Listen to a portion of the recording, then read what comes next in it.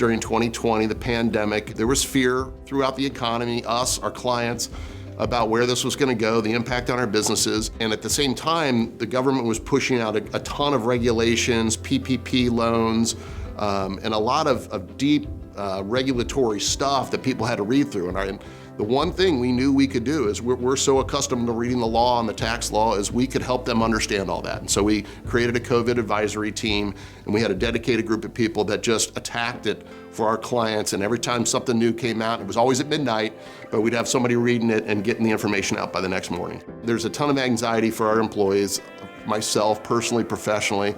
And I just made the decision I was gonna give them the good, the bad, the ugly, no matter what it said. Sometimes we think our problems are our own problems. And I think that one of the great things about the Goering Center is not just the programs, but it's the community it fosters, I guess would be a good way of saying it, of all these family-owned businesses, that they get to meet other family-owned businesses and they realize, well, we're not the only ones with these problems, you know? And while the information from the Goering Center is great, you're meeting other people and working through the same issues, and it gives you some sense of community in those to work through all that.